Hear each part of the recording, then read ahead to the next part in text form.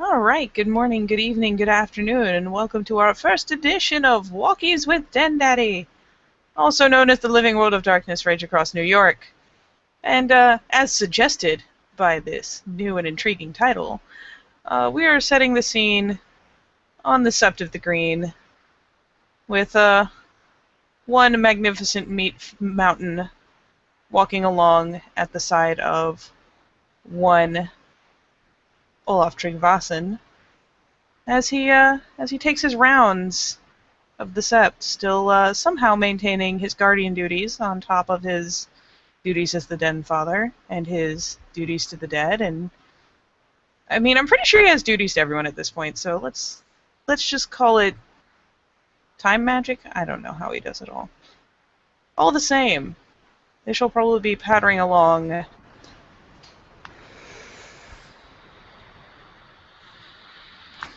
So as they're walking in the Umbra, Olaf points a few of the ward spirits out.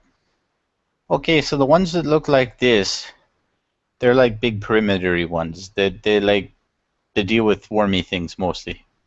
But we also got weavery ones, and I think we got wild ones. I don't know.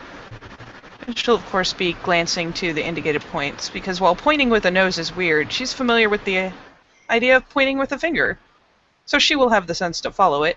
For the sake of mention, because these patrols are done in the Umbra, the magnificent meat mountain is doing her best mountain impression, in that her great heavy paws and some small portion of her legs seem to be sort of phasing into the dirt. It's almost as if the ground of the Umbra comes up to meet her with kind of a stone-like texture to her paws that refines to more of a fading dirt as it comes up her ankles and onto her legs. Probably something to do with the name. It's crazy. So she'll look to the wards, having been taught most of the boundaries already, but nonetheless learning how to identify particular spirits, which she finds strange, but thankfully not nearly as threatening as people. Okay, so we're going past a warded point, or a special warded point, like the ones that keep the people away. So these ones, they're kind of different. You see, some of these, you can tell they're just for keeping people away. And some of these, this is important. These ones are for silver. Wait, when these go off, oh boy, we are in for trouble. See, silver is the one thing that kills us just no matter what happens, really. You need special gift, or it just hits you and you are hurt and you don't even grow it back. At least not fast. The silver, you touch silver, bad, very bad. Always leaves a scar. You see my scars? They're all from silver. And as they continue to plod, she'll cant her head. Just that slight tick. Not anything severe, but definitely some measure of unfamiliarity while repeating the term silver. You will sometimes be able to smell it. It is I will show you what it looks like soon. Not here, but has a very shiny look to it. You'll always know it once you see it. And there's a processing phase wherein her ears do their usual idle flickering and accompaniment to her thoughts before they prick forward again, and a glance is made first to her alpha and then to more of the spirits that wander the sept. This time, having taken cue, she will roll her nose in the direction of some wandering spirit or another. Really doesn't matter. She's not familiar with most of them. Even wild animals are kind of foreign at this point, except squirrels and rabbits. She likes those. Be real careful with the spirits. Spirits, they help us when we speak to them. It depends on how we talk, not your job. But always be careful around them because they can come to their own ideas.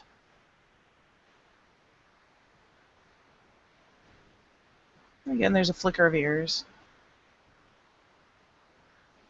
Most of the time, let the crescent moon do the talking when it comes to spirits. Who? Well, let's see here. Spirit talker types. We have chases the Storm Raya. He is Rite Master. He does all the ritual things. You'll see ritual soon. We have Katori Raya. He is Keeper of Land. He is in charge of keeping the land good and all the spirit things too. At least here on the set. Yes. Tori Raya's Crescent Moon. We also have Gabriel. He is cub like you.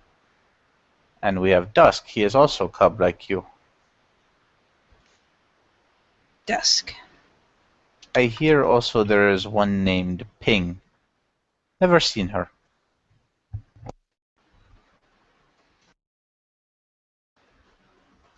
Hmm.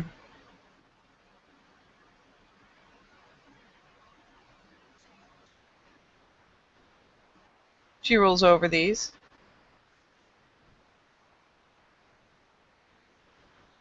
And then, well, I mean, she doesn't knit her brow because she doesn't use human expressions, but we'll assume that Olaf can understand some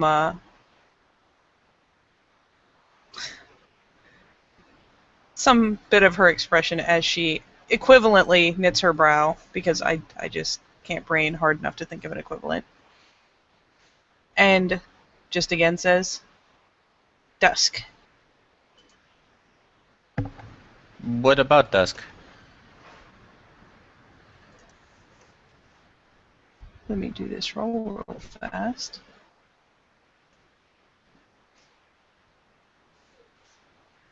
He goes to the defender, sir. Oh, sorry, I wasn't done rolling. I have one more to go. Oh, really? Okay. Well, even just on the stealth, like flat out, I'm not winning. Oh. Eh. Now keep going. So she considers this and really, really searches for a term. And it's obvious, especially as her ears just flat set back and she begins to look slightly consternated. It fluffs a little, maybe. That she's having trouble finding the word she wants. Dusk. Sick? What There's you a slight tilt of mean? head. What you mean sick? No, sick. What'd he do?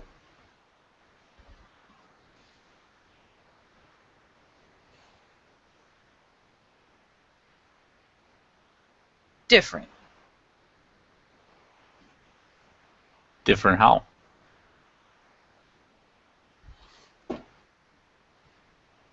Different from two leg.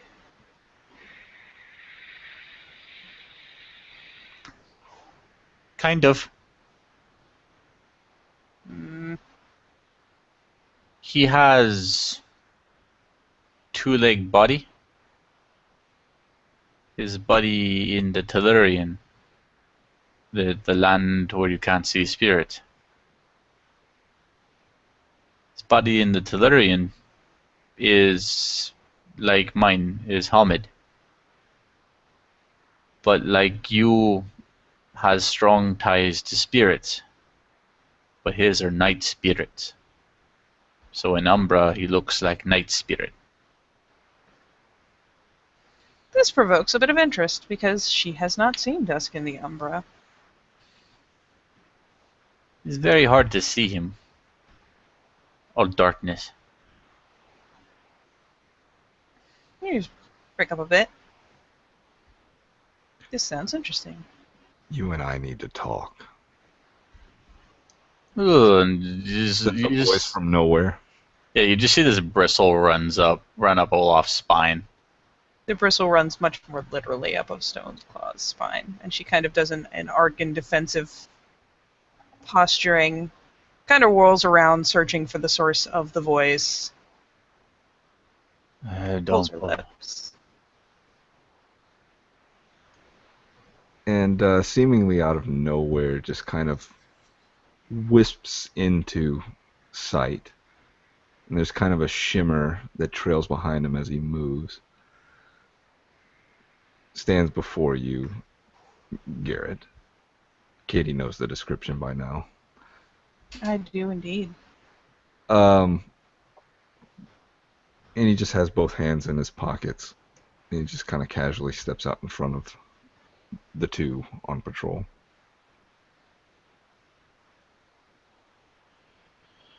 What do you want to talk about, Gator Cosma? Stoneclaw is obviously perplexed and still defaulting to a defensive kind of threat display because she's not sure what the fuck. Olaf reaches down and Reaches over. flicks the side of her head. Oi, what'd I teach you? This is Guru.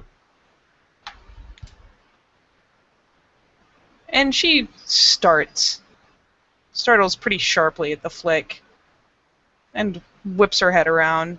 The teeth are still bared for about half a moment before she sidles, slowly drops the lips, laxes her ears up into a less of a threat posture, and loses some of the arc, but still seems perhaps hesitant. And Olaf is staring because she knows what he wants, and he knows what he wants.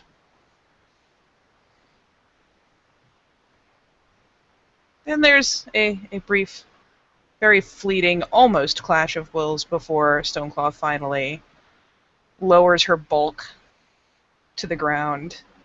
And after a last, maybe hopeful glance to the Denfather for assurance that she doesn't need to, and a failure to find it, will roll her giant body over. And the next part?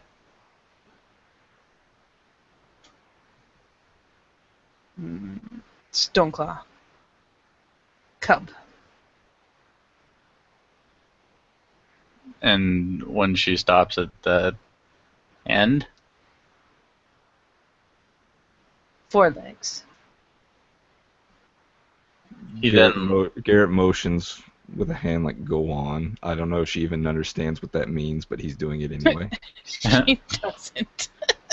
he looks at Garrett. We don't know her moon yet.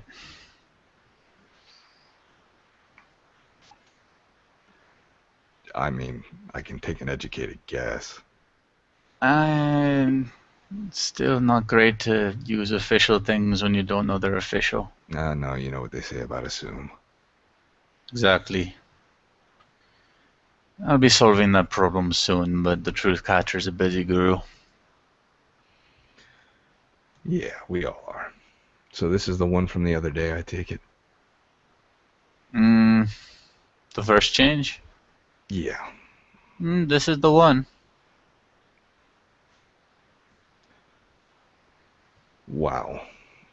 What the hell is a wolf of that size doing wandering around the city? Aggregated reports indicate she...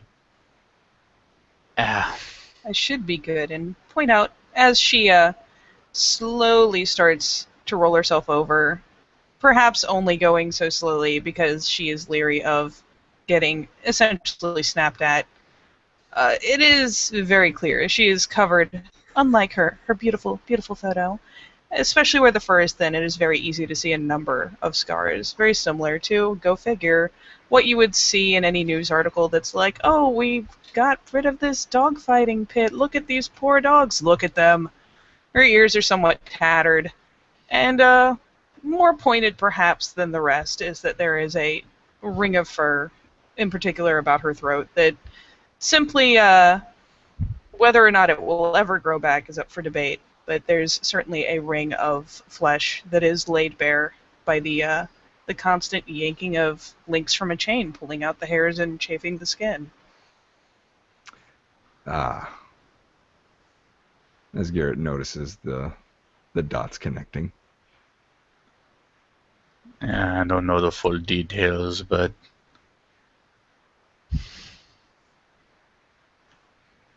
honestly, not surprised.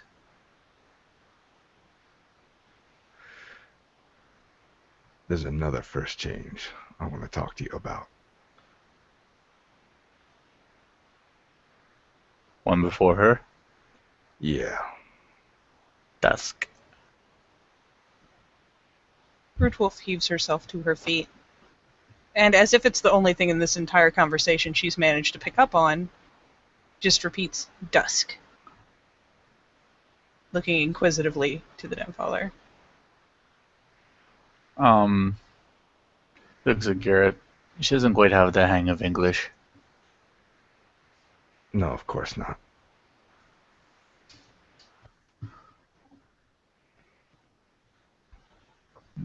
What about him? It's the first spirit-born I've ever raised. Well, spirit raised anyway. What the hell happened? From what I know,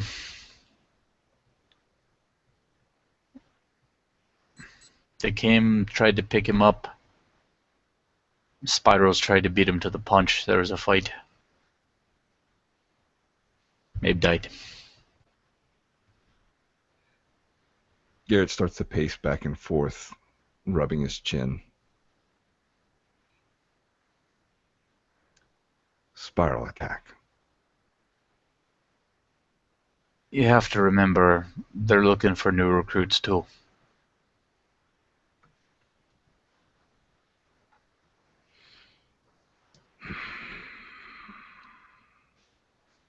I'd been kind of surprised something like this hadn't happened earlier.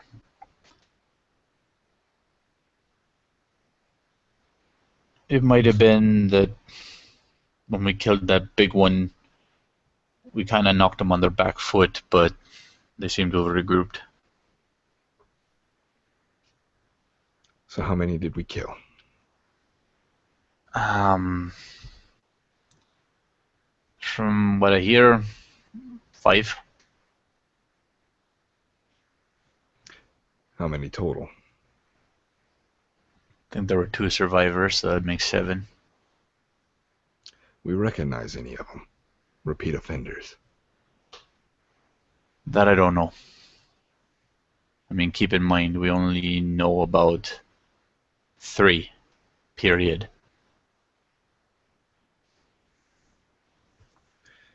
Yeah. That being said, rumor has it, Alan was amongst their fallen.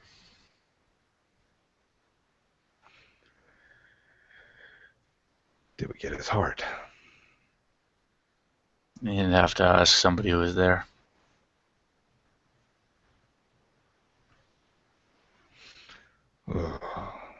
Okay.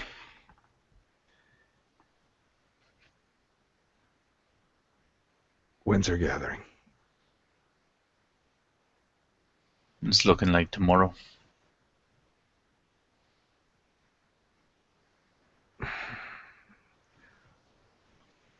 I'll see if I can swing by. I'd appreciate it. I've got to ride out and talk to her parents.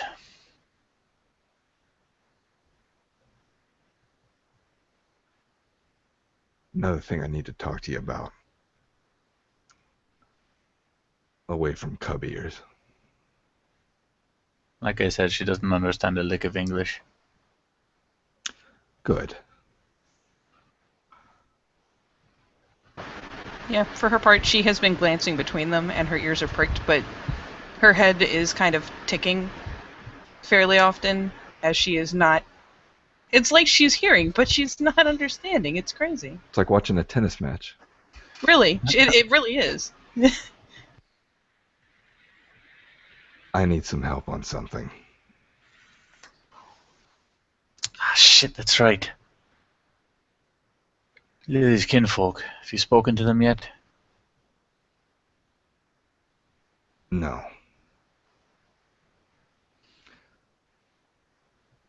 Figured her tribe would take them in. It ain't taken in I'm worried about. Usually it falls on to the surviving alpha or whoever's highest up in a pack to go talk to the relatives of the deceased. Thought about doing it myself, but I didn't want to cut in on you.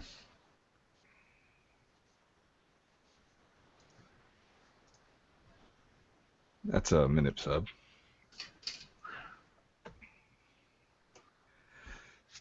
Contest if you want. Oh, I will.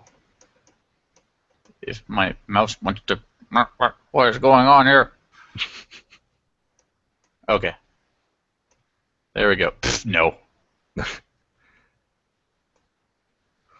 I suppose I can.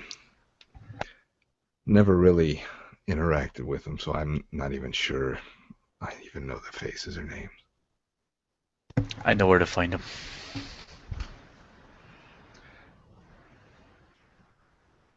Then maybe you ought to do it. Okay. I can do that. Something else I need your help with, though. That being... I've got word of Bane's headed to Sept. I need me, a couple other people to go handle it. Sounds pretty standard. The kink is, it needs to be scared.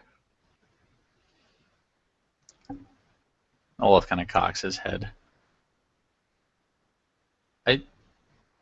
Huh. That is an interesting proposition, Garrett Kozma. It's personal.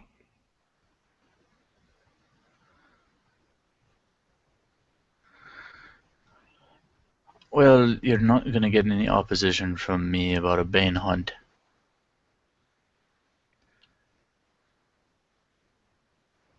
I was thinking maybe Heidi could join us.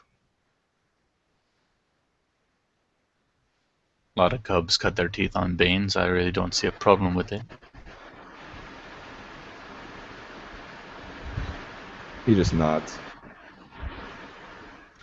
If you see her before I do, fill her in on it. Get her okay.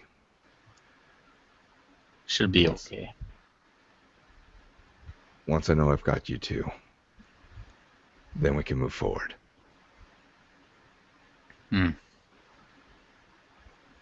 Okay. And then he looks over to Stoneclaw.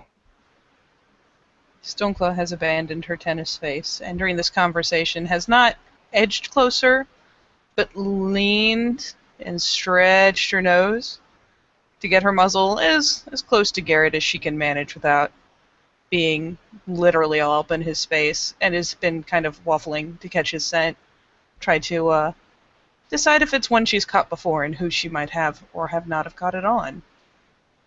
However, it's interestingly a pretty unspread scent. So yeah, she has interested herself in doing her best to familiarize herself with them. It's Actually, probably kind of comical. given where she hangs around, the rock smells a lot like him. Oh, that's true. It's true. So yeah, Cigarette smoke, familiar. this is true. Yeah, so her gigantic skull has gotten perhaps alarmingly close as she waffles at him. Though when she's turn towards, she'll probably snap her head up as though she was doing nothing at all. Don't mind me. Garrett shifts to Lupus and begins to pace back and forth, his gaze never leaving Stoneclaw.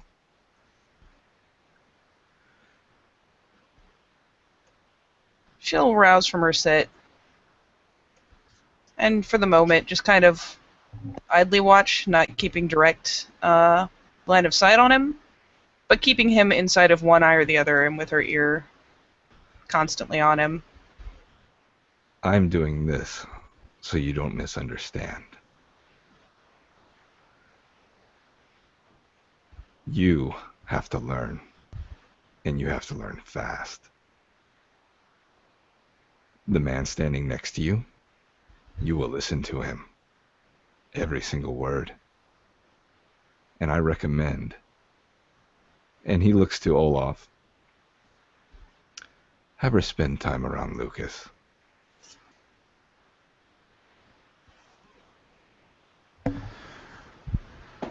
Lucas is a constant presence around the Cubs, Garrett.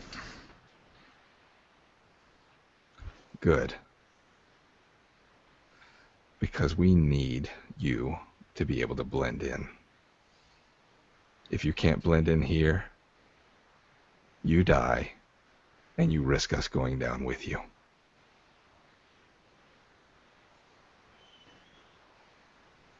She, much as before, went to speaking to Olaf.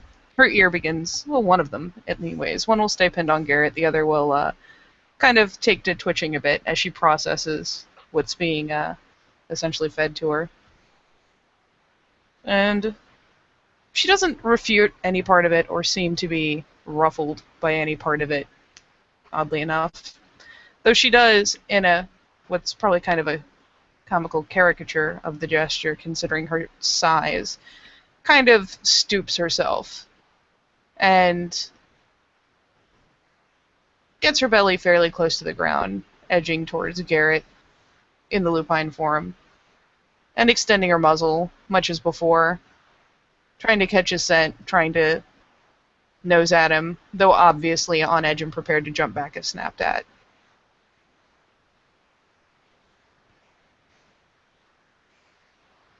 I don't need supplication. I just need you to learn. Fast. Garrett, she is Wolf. This is normal. Garrett's head snaps to Olaf. She's not Wolf anymore.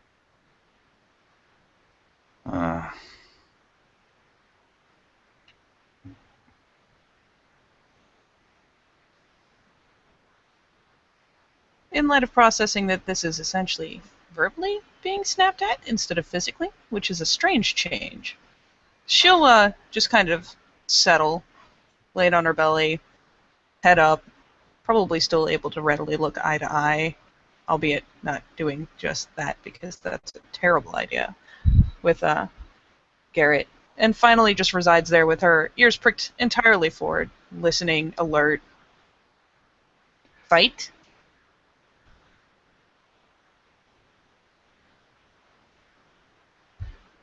Garrett's head just kind of quickly glances at Stoneclaw, and his head tilts.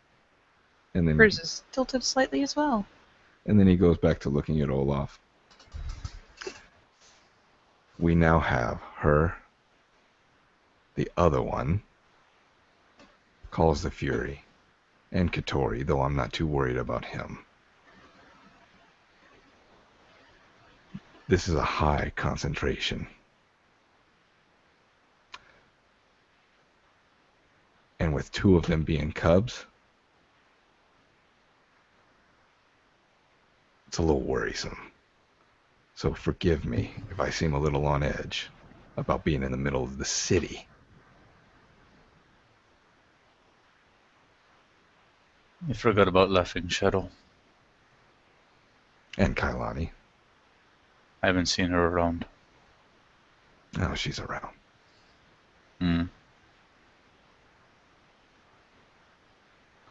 But mainly the two cubs.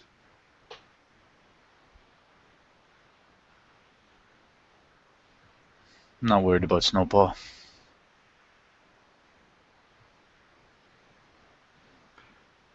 Fair enough.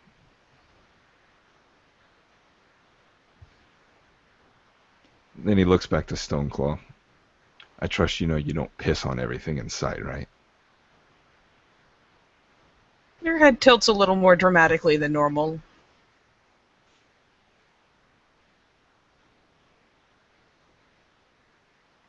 Why claim everything?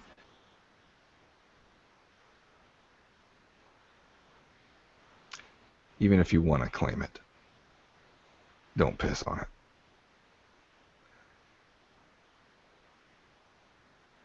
A glance is shot up to the Den Father, because in part she sees this as common sense, but now she's being told not to claim things at all, and that's just silly. But he says, Stoneclaw. He just looks at her. If you can't keep it, and you can't defend it, don't claim it. Den? Then, fine. At that point, she seems content.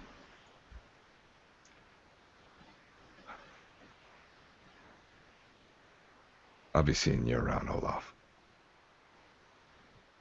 I imagine you will, Garrett. And then he shifts back to Hamid and begins to walk off.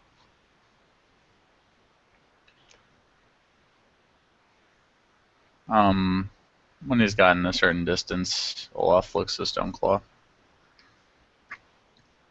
See now how important it is to learn Hamid way of talking? They'll talk all around you. You need to know. Is important. Smell like rock. He lives there.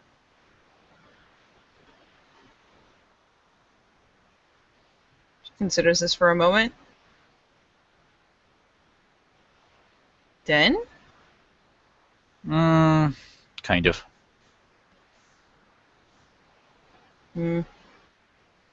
She starts the process of rousing laboriously to her gigantic paws. Gives herself a shake. Like I say,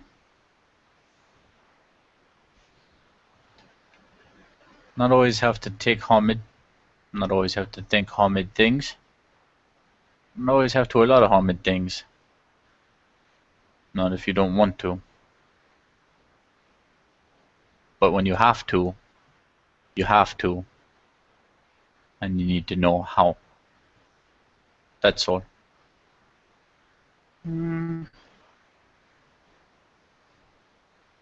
Even I, and he slaps his own chest, do things I don't want to every day. It's part of being guru.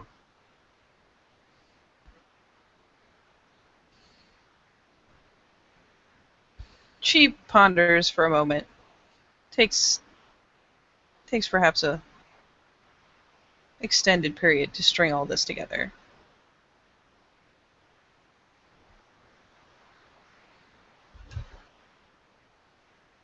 Always do what don't want.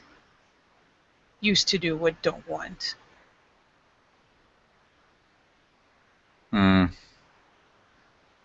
Me too.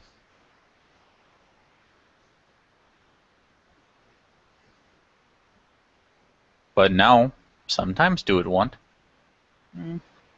Yes. So, things are better now. You sometimes get what want. Rolling grass. It's Is fun. good. He just kind of chuckles. It's good. Come on. Let's finish patrol. And so she will take up again as he starts moving, what probably amounts to an idle stroll at her pace and size. Oh yeah, with her gait, like she's like moving in slow motion compared to him. Very slow walkies. Yeah.